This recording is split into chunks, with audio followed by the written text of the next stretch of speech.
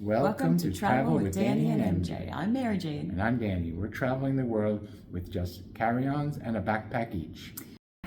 Alright, we're leaving Edinburgh. We're heading taking a day trip over to Glasgow.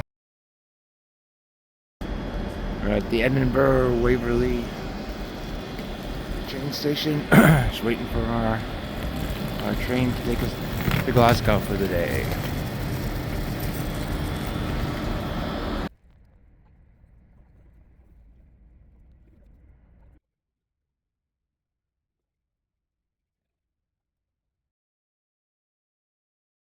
In Glasgow, the Statue of Wellington, they put a cone on it, and for many years the people would take the cone down, but finally the government gave up and to the will of the people, and now the cone stays on.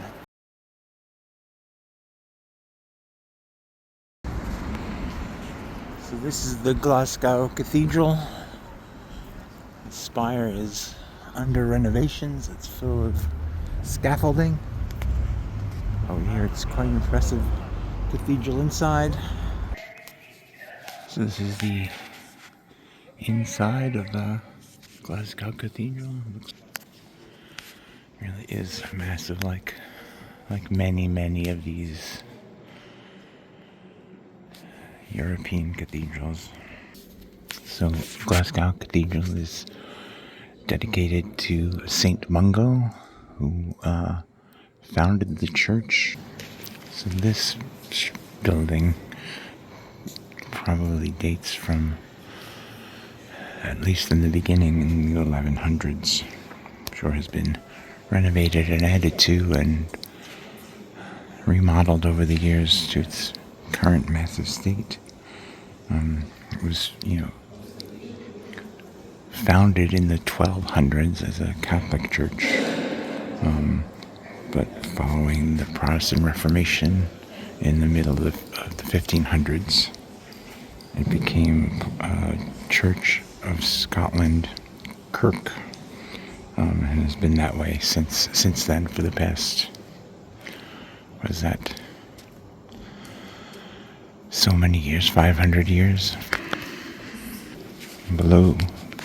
Downstairs below the main church is, they call the lower church, and contains the tomb of Saint Mungo. This lower church is pretty impressive on its own. It doesn't have the giant ceilings, but it feels very historic. The tomb of Saint Mungo, or also Saint Curtigan, who died in, the only thing certainly know about him is that he died in the year 612. He was most likely the first Catholic bishop in this part of the world, and helped a queen supposedly find a ring that was cast into the river by her lover, and then he went fishing, and he caught the fish that had the ring in its mouth. I'm not sure that that's the proper thing that a saint and a bishop should be helping a lady take care of, but that's the story. So this is a kind of a side chapel in the Glasgow Cathedral, and it's very different. It's completely white. It's dedicated to holy man Fergus, who would have been a contemporary of Saint Mungo, and supposedly is buried here. It was incomplete until the 15th century, when a bishop finished it and completed the ceiling of this part. This cathedral, as I mentioned earlier, has had many evolutions, right? So it started a Bishop St. John, who worked through it, and was then later on the work was continued. So that was in kind of the 1100s, and then in the 1200s and 1300s, it continued to grow and be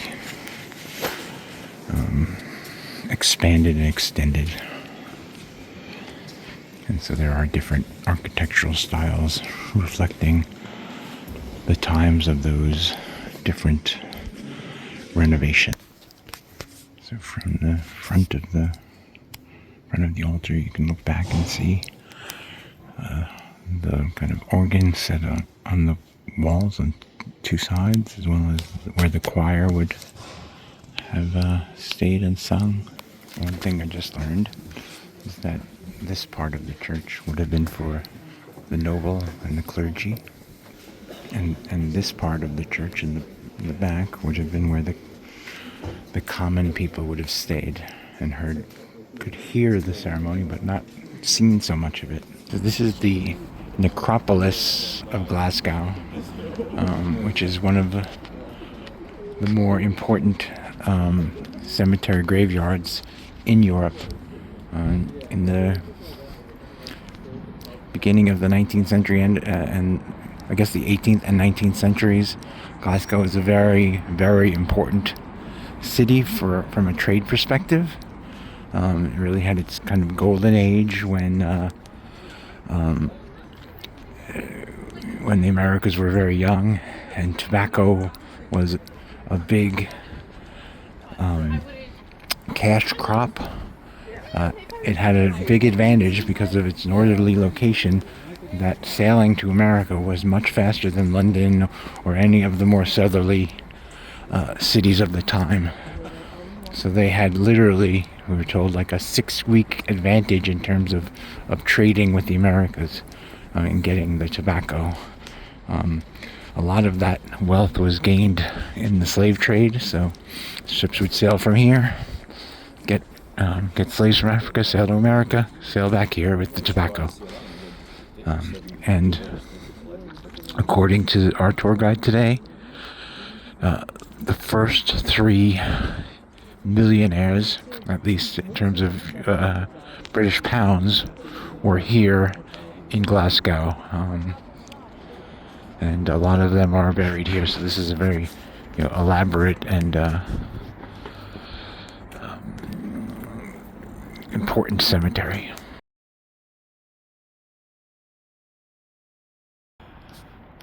So this is a statue of John Knox, who was the primary, I guess, evangelist and spreader of the Reformation in Scotland. He was a close student of Calvin, so he's a devoted Calvinist, and he really, in very short order switched Scotland from a very Catholic country to a very Protestant country. So we're at the top of the Necropolis. Got a view over Glasgow, over the cathedral, and below. And we're making our way down towards the Clyde River. This is Glasgow Green, which is a big green space between the city neighborhoods and the river. A little more of the park, tree-lined places to stroll. You see like a little bit of a bridge up ahead, so I'm pretty sure we're getting to the river. River Clyde. This is the River Clyde of Glasgow. A little industrial on this side, a little more, I guess the word is bucolic, pretty. Pastoral. Beautiful little place to be.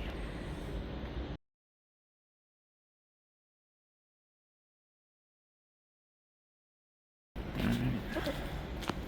lot of flux in that.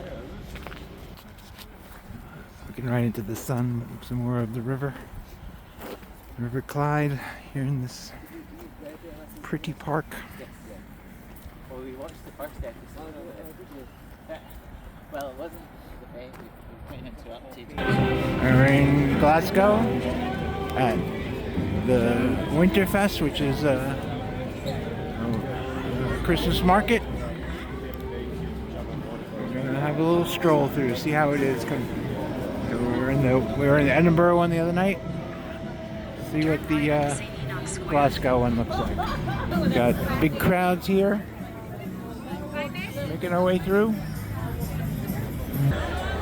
We have rides for the kids here. A Grinch ride. A human-sized snow globe. Big swinging ride. Swings them back and forth. They haven't turned on the Christmas lights on this building, but it's quite an elaborate headpiece to the building. I don't know what you call it. It's a giant peacock. Thanks for traveling with Danny and MJ. We look forward to seeing you on our next adventure.